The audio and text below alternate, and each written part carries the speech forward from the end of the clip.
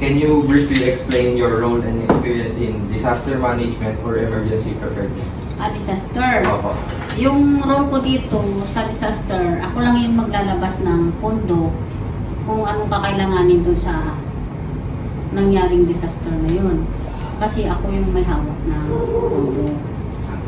Kasama ko si Kapitan at saka yung budget appropriation.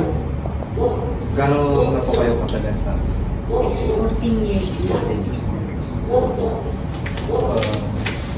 What types of disaster have you been involved or trained to manage? Disaster, wala pa naman. Yung lang, dito sa paligid, yung mga natumbang kahoy, yung mga nagpupruning, pruning trees, yun yung binibigyan namin ng Nature disaster. yun. Paano niyo po ma-define yung disaster awareness? Disaster awareness. Opo.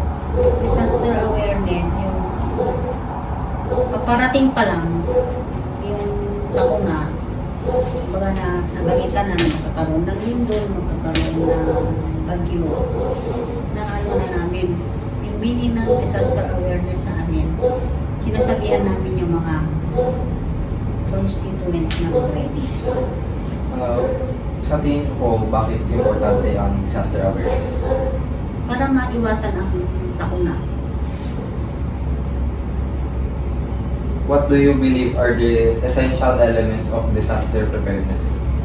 Essential elements. Opo. Yun yung mga Parang mga emergency planning, mga warning system. ano yung belief ko, Opo. ang paniniwala ko. Opo. Parang ano sa tingin mo yung mga importante mo? Importante sa disaster awareness. Yung mga important na elements sa disaster preparedness po. Yung mga equipments, gano'n. Opo, ganun. Mga equipment, yung mga ginagawa. Kasi sa amin dito, almost nakalahati na namin na procure lahat ng mga kailangan. Kasi meron na kami mga, ano ba yun? Meron na kami, may mga rope, yung mga tali na malalaki, meron din na kaming axe, meron lahat. Kulang na lang ang sa amin yung water boat ba? Kasi hindi naman kailangan mo dito. Hindi naman po kasi masyado May mga siren kami, may mga tents. Tapos may naka-prepare ng ano kung baga merong na ano yung ano ba yun, nasalanta siya ng grabe. Meron kaming nakapundo dito na para sa pagkain nila. How do you involve communities in disaster preparedness?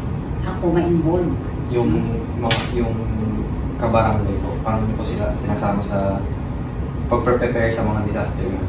Nagkakaroon kami ng meeting. Mga meeting. Meeting.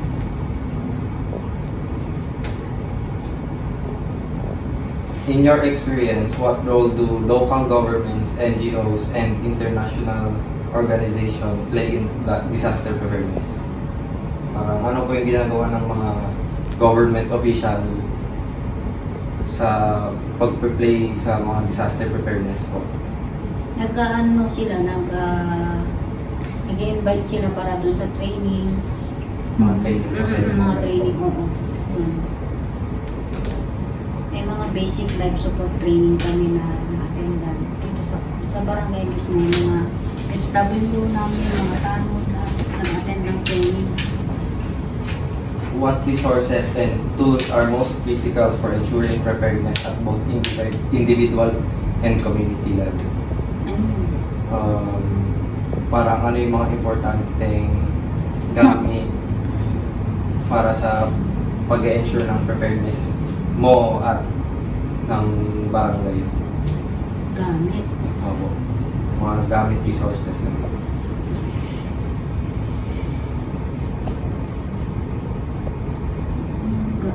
Parang first aid kits po.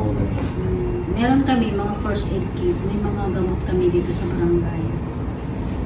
Tapos yung mga BSW namin, nag-iikot, nagka-house visit, gano'n. Gano'n ka-importante po yung training at improving disaster preparedness? Importante yun para matulungan namin ang aming kabarangayan. Pwede po ba magbigay kayo ng example na ginawa niyong exercise or drill? Yung earthquake drill, nagkatak kami para kung magdada yung apo, kung may malakas na lindol. Kami dito sa Barangay 3, nagtutulungan talaga na merong tumatakbo na sumisigaw, ganyan-ganyan. Pati sa sunog, ganun din. At sa typhoon. How do you coordinate disaster response efforts during a crisis? Dissemination, ganun. Magbigay babala sa mga kasama. Meron naman tayong cellphone na eh. May mga group chat na kami bawat dito. Ano po yung mga main challenges na nakakarap nyo during disaster response? Disaster response, ang disaster dito na nangyari sa amin na grabe yung sunog. Kailan po yun? Yung dito dyan. Sunog yung dalawang lumang bahay. Nasama pati yung mga bodega dyan sa likod. Umabot ng glass bill. Yun kung naman tulungan. Alam namin na sunog, kaya kahit na mga bata pa nagbitbit pa ng timbay, tubig. Meron kaming drum na pinupuno nila. Ganun. Tapos yung pandilig namin sa halaman, yung sinaksak dito sa tulong talaga ang barangay. Yun yung namin na worst na nangyari dito sa Barangay 3. Sunog po. What are the most important immediate actions to take when a disaster starts? Immediate actions. Oh. Sa akin, sa part ko, ang immediate actions ko, nagtatanong sa City Hall. Kasi sabi ko, may punto kami dito, paano gamitin. Ilalabas ko to para sa mga nasunugan. Bumili kami ng blanket, bumili kami ng banig, lahat. Yun yung immediate action ko nun. How do you ensure that vulnerable groups like children or elderly or disabled are protected during disaster response? Mga bata na inilalayo lang naman eh. Tapos alam namin saan banda yung mga senior citizen. Saan niyo po sila pinukunin? Dito sa may maliit kaming kwat dito sa may daanan ng BDRR room. Barangay Disaster Risk Reduction Room. What role does public communication play in disaster management and how do you manage it effectively? Parang public communication po yung pagsasalita na parang nagkakaroon kami ng dito, ng toys na assembly. First semester, March, tapos October, yung second semester. Doon pa lang doon sa assembly meeting namin, sinasabihan na namin yung mga tao na in case na magkaroon ng ganun, meron na tayo. Alam nila kung saan pupunta. Saan sila pupunta dito. Saka tinuro namin doon sa plaza. Kasi maluang doon. Ayun, doon sa port po. Oo, doon sila. Kasi maliit lang dito yung evacuation area namin eh. Kaya English dyan doon na lang sa Yung iba, tinuruan namin. Awa ng Diyos, sana wala namang nangyaring gano'n. Awa ng Diyos, wala namang gano'n. Pero alam nila kung saan sila pupunta. How do you assess the effectiveness of the disaster management process after an event? After nang nangyari, Ako. paano? Paano nyo makikita na effective yung ginagawa nyo after the disaster yun? Kasi dito, pag nasabihan na sila, wala namang matigas ang ulo eh. Like, dumediretso na sila sa evacuation. Saka kung sinabi mo lang lalabas ng bahay, wala talagang lalabas ng bahay. Yung mga council lang talaga ang mag-iikot sa mga ganyan. Walang pinapayagang bata, di ba, naman, kinakansela ang mga schools, di ba?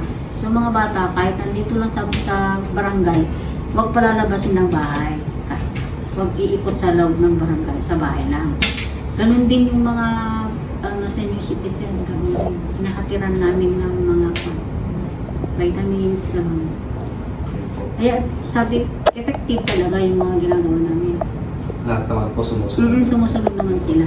Wala namang Pwede po ba kayo magbigay ng example ng post-disaster recovery that was successful po? After the disaster na successful po yung... successful kasi itong sunog na nangyari dito noon. Dinala namin dyan sa may hotel Fubu ba yun? Ito sa may Ilocano Sur. Ay, sa Ilocano Sur. Tapos lahat naghahatid kami ng pagkain, ganun lahat. Successful naman yung ginawa niya. Hinanaban pa namin sila ng malilipatan. Okay. Ito na po yung last na tanong po. What policies or procedures do you think need to be updated or improved in disaster management? Ano po yung mga laws po ng disaster management na pwede pong i-develop po, ayusin pa rin? Kasi sa amin dito wala naman kasing yung lupa na pagtatayuan namin ng mas maluang sana na evacuation center. Yun yung gusto namin. Mas malawak po. Mas malawak namin. Kasi dito kasi wala pa kaming covered court eh. Half lang. Half lang. Yung basketball court ganun. Pinapahiram lang sa amin. Kaya itong barangay 3, super maliit, masikip. Congested area. Salamat po sa pagsagot ko. Manghuli na ako sa Veterans Bank.